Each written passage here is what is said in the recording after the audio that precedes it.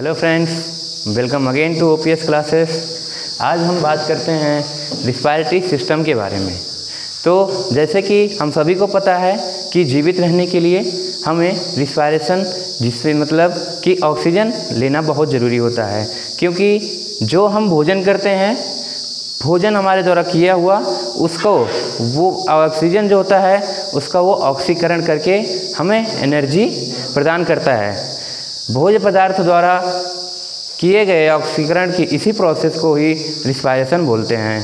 तो क्या होता है इस प्रोसेस में कि जो हमारा ऑक्सीजन है वो ब्लड में जाके मिलता है और ब्लड से कार्बन डाइऑक्साइड जो होता है वो लंग्स तक पहुंच के फिर बाहर निकलता है। ब्लड जो होता है ऑक्सीजन को प्रत्येक सेल तक पहुंचाता है।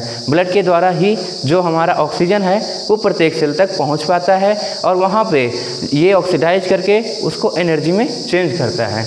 तो इसमें क्या होता है कि जो ग्लूकोज हुआ, जैसे C6H12O6 प्लस ऑक्सीजन के साथ ये रिएक्शन करके क्या बनाता है, कार्बन डाइऑक्साइड बनाता है,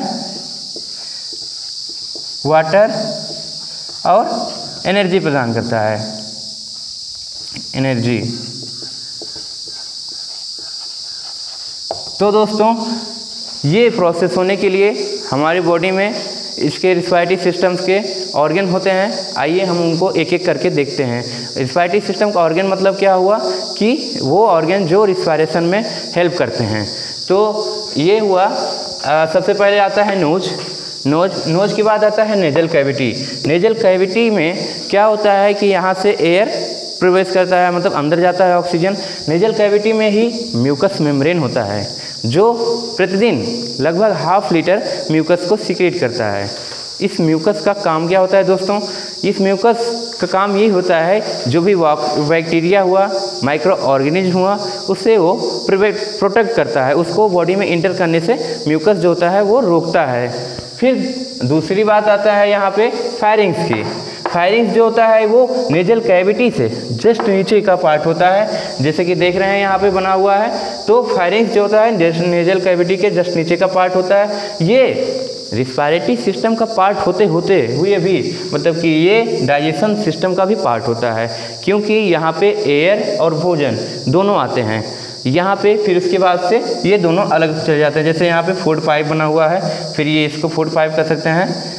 फिर यहाँ से भोजन अपने रास्ते चला जाता है और ऑक्सीजन जो होता है वो लंग्स में चला जाता है।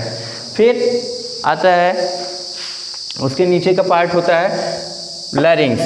लैरिंग्स में क्या होता है, ये जो होता है ये फायरिंग्स और ट्रैकिया के बीच का पार्ट होता है। मतलब इसको बोल सकते हैं कि ये फायरिंग्स और ट्रैकिया को जोड़ने का काम करता है, ये जो लैरिंग्स होता है। लैरिंग्स में ही दोस्तों वोकल कार्ड होता है।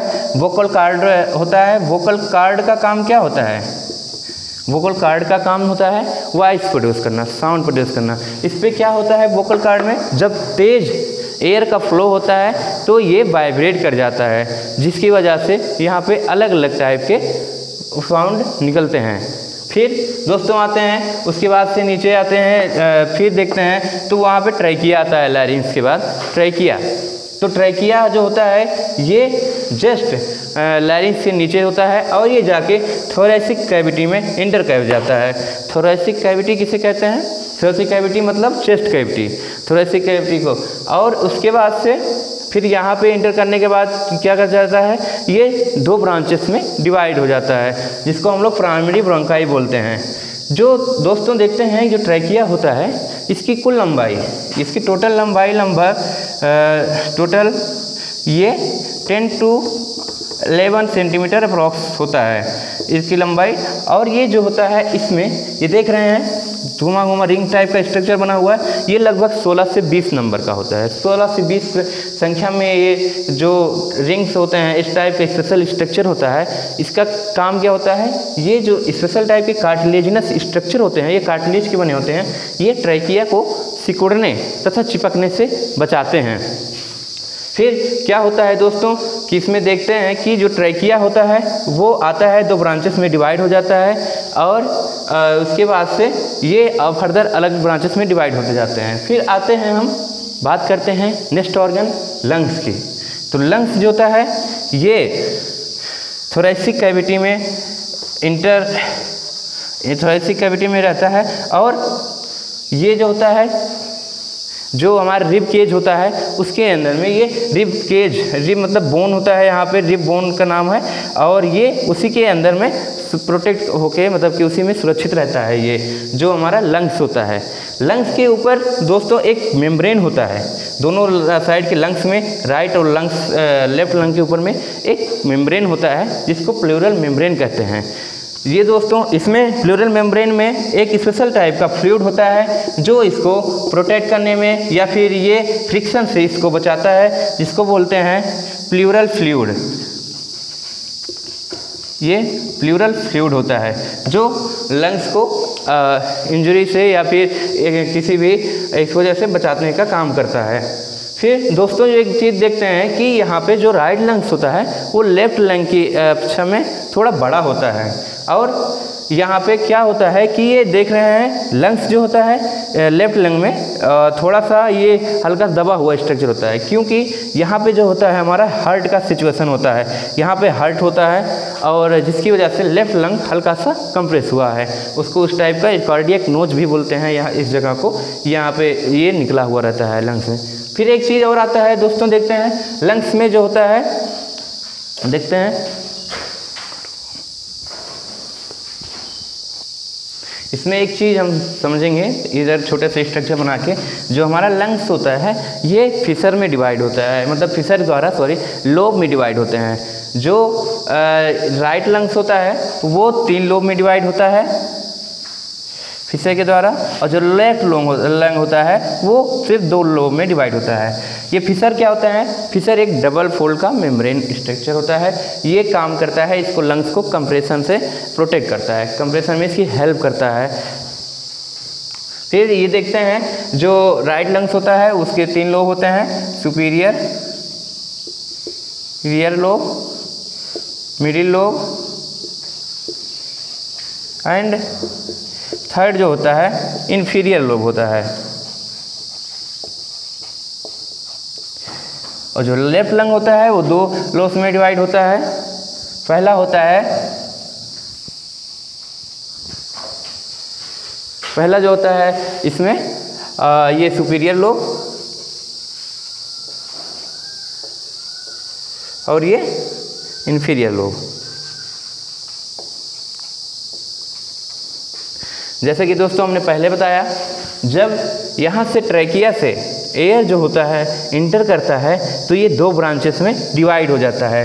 तो यहाँ पे क्या होता है, जो राइट ब्रांच है, राइट साइड का जो होता है ब्रांच जो होता है ये प्राइमरी ब्रोंकाई का ब्रांच, ये फर्दर 3 ब्रांचेस में आगे डिवाइड हो जाता है, चला जाता है और लंग्स में एंटर कर जाता है राइट साइड के। और जो लेफ्ट साइड का है पार्ट में इसे सिर्फ 2 ब्रांचेस में डिवाइड हो जाते हैं और ये लेफ्ट लंग में एंटर कर जाता है। उसके बाद से जो ब्रोंकियल्स में होते हैं ये फर्दर आगे डिवाइड हो जाते हैं, ब्रोंकियल्स जो डिवाइड होके एल्वोलाई का भी आगे बना लेते हैं। ये एल्वोलाई, ये लास्ट में एल्वोलाई बन जाता है। ये डक्ट में डिवाइड होने के बाद फिर एल्वोलाई क्या होता है इसको समझते हैं हम। हटाओ। फिर हम बात करते हैं एल्वोलाई को देखते हैं। तो एल्वोलाई क्या होता है, ये एक थैलीनुमा स्ट्रक्चर होता है, सैक लाइक स्ट्रक्चर होता है। यहीं पर ही जो होता है गैसेस का एक्सचेंज होता है। यहाँ पे कैसे एक्सचेंज होता है उसको आइए हम देखते हैं। क्या होता है कि जो एल्वोलाई है इसमें ऑक्सीजन का जो प्रेशर होता है वो होता है, ऑक्सीजन का प्रेशर एल्वोलाई में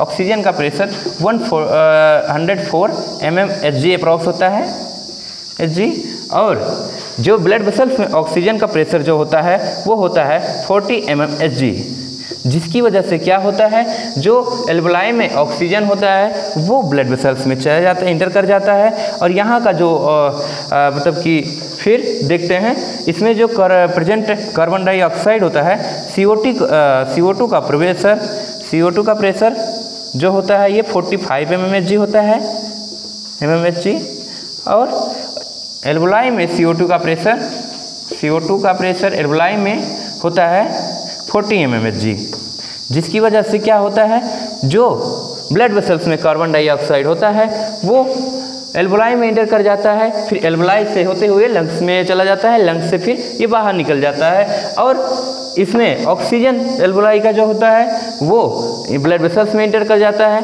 और ब्लड वेसल्स में एंटर करने के बाद ये बॉडी के प्रत्येक सेल में चला जाता है। तो दोस्तों इसको हम देखते हैं आगे कैसे होता है रिस्पायरेशन प्रोसेस, इसको समझते हैं कैसे रिस्पायरेशन प्रोसेस होता है। रिस्पायरेटरी प्रोसेस देखते हैं। तो ये जो प्रोसेस होता है 3 इसमें प्रोसेस होते हैं। पहला होता है एक्सटर्नल रिस्पायरेशन होता है, एक्सटर्नल रिस्पायरेशन। दूसरा होता है, इसमें दूसरा जो प्रोसेस होता है वो होता है ट्रांसपोर्टेशन ऑफ गैसेस। ट्रांसपोर्टेशन मतलब गैसों का एक्सचेंज, आदान प्रदान, ट्रांसपोर्टेशन ऑफ गैसेस। और जो तीसरा होता है वो होता है इंटरनल रिस्पायरेशन। इंटरनल रिस्पायरेशन या फिर इसी को क्या बोलते हैं, सेलुलर रिस्पायरेशन और सेलुलर रिस्पायरेशन।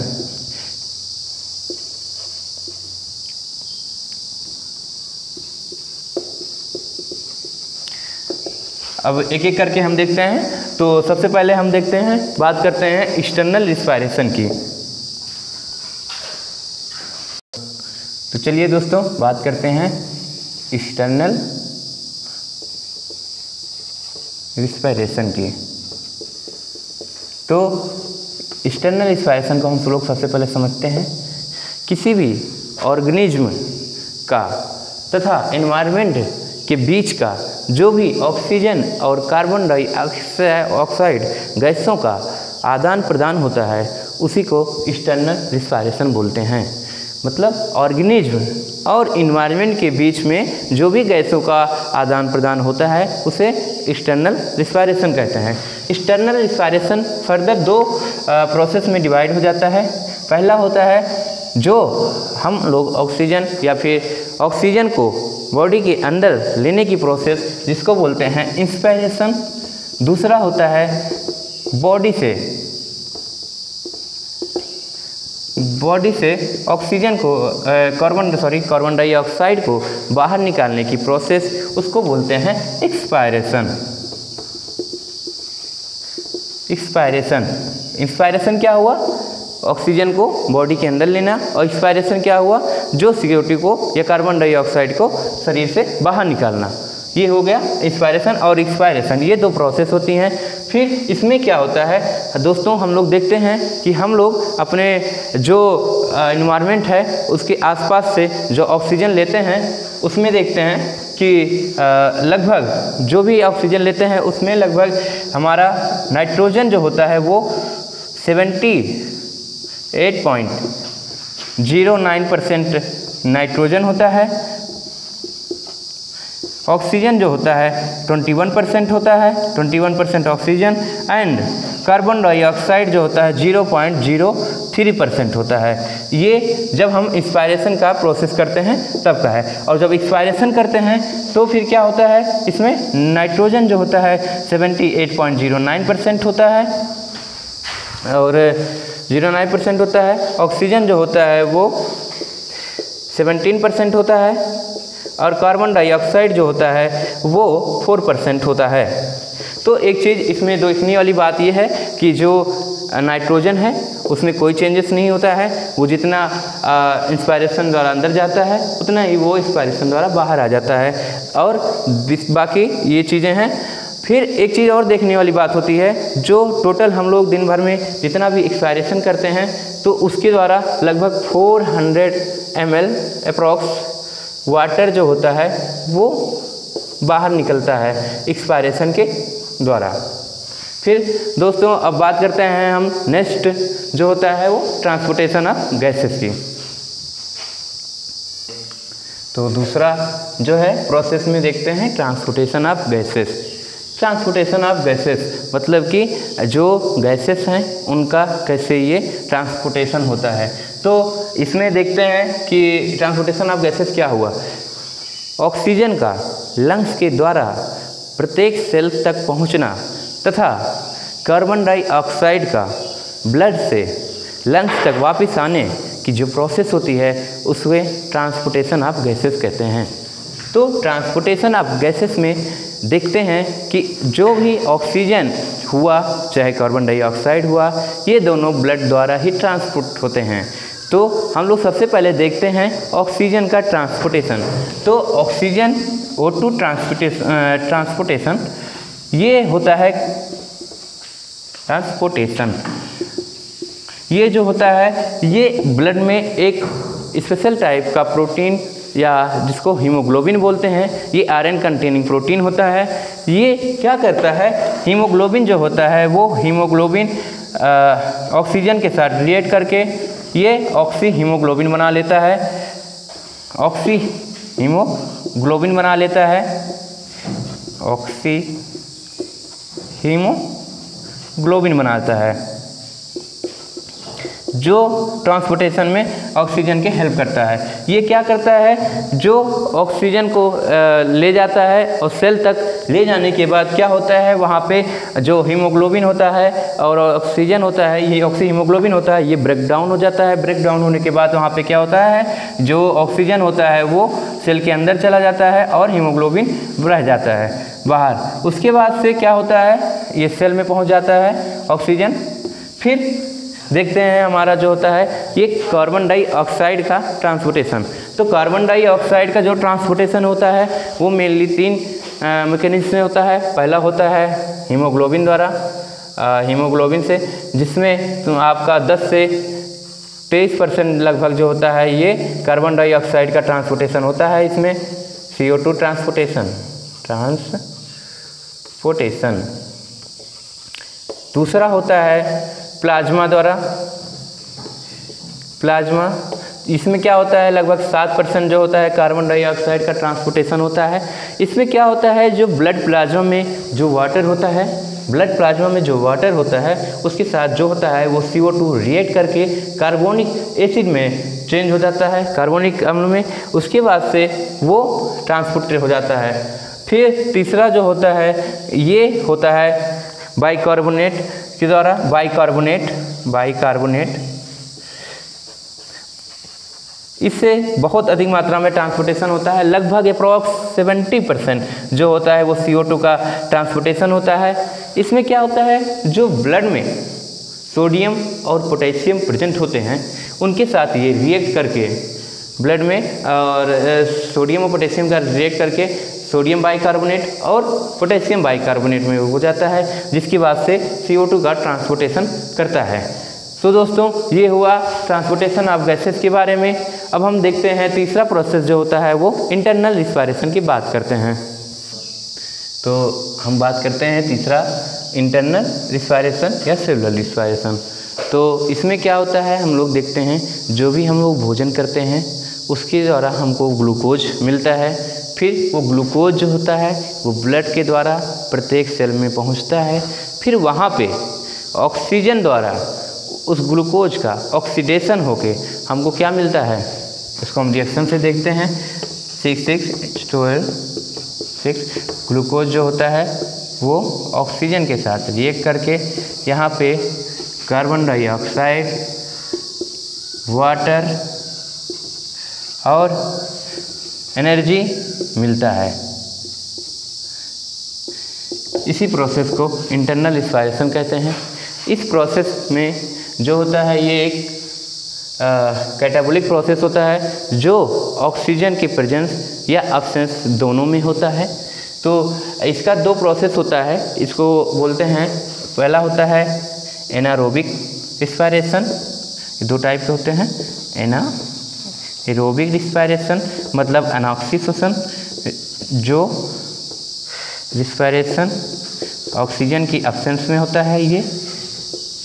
और दूसरा होता है एरोबिक रिस्पायरेशन। ये रिस्पायरेशन जो होता है ये ऑक्सीजन की प्रेजेंस में रिस्पायरेशन होता है और इसको ऑक्सी श्वसन भी बोलते हैं। तो दोनों को समझने से पहले हम ग्लाइकोलिसिस को समझते हैं।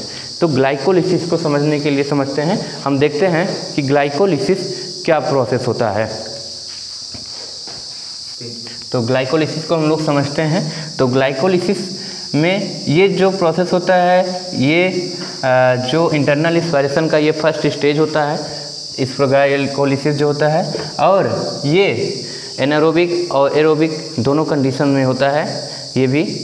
और उसके बाद से इसमें क्या होता है कि ये जो ग्लूकोज होता है इसका पार्शियल ऑक्सीडेशन होता है, और उसमें से हम लोग को एनर्जी जो होता है वो बहुत कम मिलता है, जिसको बोलते हैं, जैसे कि इसमें ग्लूकोज का पार्शियल ऑक्सीडेशन होता है, दिखाते हैं हम, C6H12O6।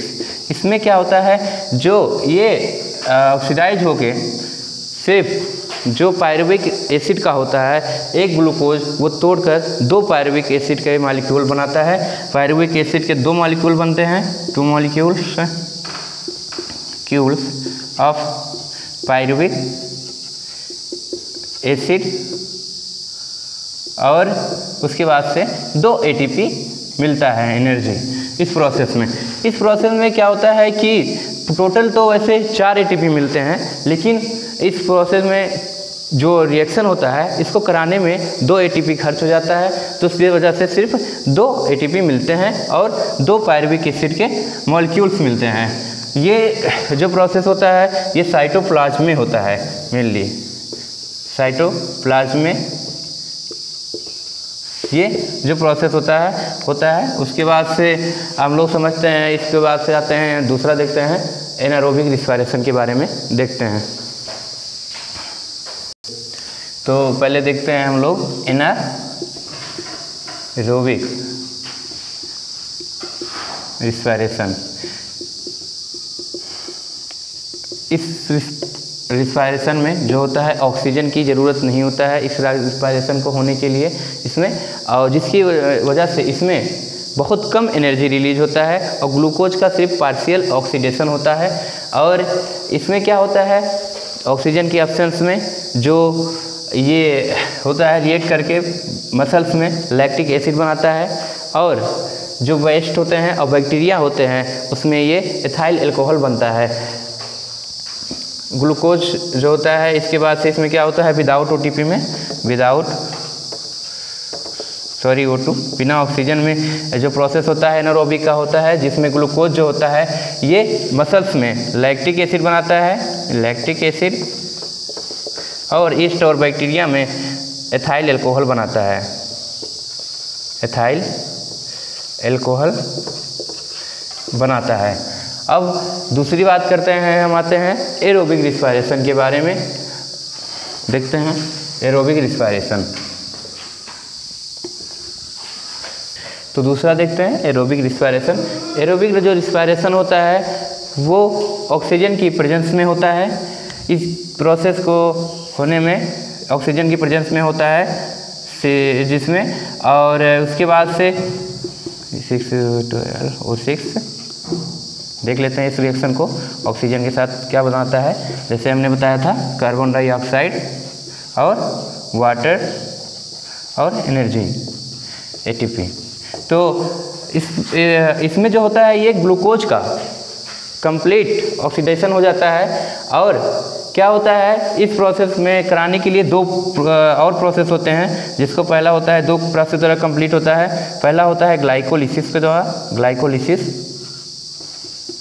दूसरा होता है क्रेब्स साइकिल, या इसी को बोलते हैं और साइट्रिक एसिड साइकिल।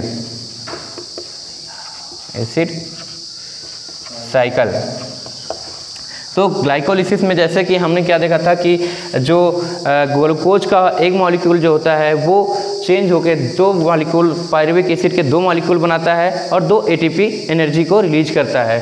तो इसमें क्या होता था, ग्लूकोज जो होता था ग्लाइकोलिसिस में देखते थे, ग्लूकोज जो होता था वो ब्रेक डाउन होकर ग्लूकोज का एक molecule 2 molecule of pyruvic acid और 2 ATP एनर्जी मिलता है। ATP मतलब एडेनोसिन ट्राइफॉस्फेट, इसका फुल फॉर्म होता है एडेनोसिन ट्राइफॉस्फेट। फिर उसके बाद से हम लोग देखते हैं ग्लाइकोलिसिस के बाद जो होता है वो क्रेब्स साइकिल होता है। क्रेब्स साइकिल जो होता है वो सेल के माइटोकॉन्ड्रिया में ये होता है। अब आज देखते हैं हम लोग क्रेब्स साइकिल के बारे में देखते हैं। तो हम लोग देखते हैं क्रेब्स साइकिल, ये यूकेरियोट सेल के माइटोकॉन्ड्रिया में होता है। इसकी खोज हेंस एडोल्फ क्रेब्स नामक साइंटिस्ट ने किया था, जिसके नाम से ये क्रेब्स साइकिल इसका नाम पड़ा। फिर इसमें देखते हैं क्या होता है, जितना भी ग्लाइकोलिसिस के द्वारा बने हुए पदार्थ होते हैं, जितने पदार्थ क्या हुआ, पायरुविक एसिड, उसका कंप्लीट ऑक्सीडाइज हो जा रहा है, ऑक्सीडेशन हो के वो कम्प्लीटली ऑक्सीडाइज होके कार्बन डाइऑक्साइड H2O और एनर्जी में चेंज हो जाता है। फिर इसमें देखते हैं क्या होता है कि जो पायरुविक एसिड का होता है वो कंप्लीट ऑक्सीडाइज होके, पायरुविक एसिड कंप्लीट ऑक्सीडाइज होके ये 2O कार्बन डाइऑक्साइड और एनर्जी में चेंज हो जाता है। फिर जो पायरुविक एसिड होता है वो पायरुविक एसिड का एक मॉलिक्यूल जो होता है क्रेब्स साइकिल के द्वारा 18 ATP बनाता है। एक पायरुविक एसिड का मॉलिक्यूल जो होता है वो ऑक्सीडाइज होके कितना 18 ATP का एनर्जी हम लोग को देता है, 18 ATP एनर्जी देता है। तो हम लोग देखे थे कि ग्लाइकोलिसिस प्रोसेस में क्या होता था कि एक ग्लूकोज का मॉलिक्यूल टूटकर पायरुविक एसिड के 2 मॉलिक्यूल में चेंज होता था और 2 ATP बनाता था। तो उस प्रकार से अगर हम लोग देखते हैं तो 2 पायरुविक एसिड के मॉलिक्यूल की वजह से इसमें हो जाएगा, और टोटल ATP हम लोग देखते हैं कितना हो जाता है, टोटल हो जाता है 38 ATP रिलीज होता है। तो ये हुआ इंटरनल रिस्पायरेशन। तो टोटल क्या हुआ, 2 पायरुविक एसिड मॉलिक्यूल से मॉलिक्यूल बना के क्या होता है, टोटल 36 प्लस 38 ATP एनर्जी मिलता है। फिर उसके बाद से क्या होता है, ये हुआ टोटल इंटरनल रिस्पायरेशन की प्रोसेस हुआ। अब देखते हैं इसमें, इसके बाद सबसे पहले जो होता है हमारी बॉडी में एनर्जी के लिए ग्लूकोज ब्रेक डाउन होता है, उसके बाद से फैट ब्रेक डाउन होता है, उसके बाद से लास्टली प्रोटीन का ब्रेक डाउन होता है। तो दोस्तों ये था रिस्पायरेटरी सिस्टम के बारे में हमने आप लोगों को बताया। इसमें अगर कोई भी डाउट या कोई भी क्वेश्चन हो तो आप ज़रूर कमेंट में करके हमें बताइएगा, और अगर हमारी वीडियो पसंद आई हो तो इसको लाइक, सब्सक्राइब और शेयर ज़रूर करें। और हम दोस्तों मिलते हैं फिर नेक्स्ट वीडियो में, तब तक के लिए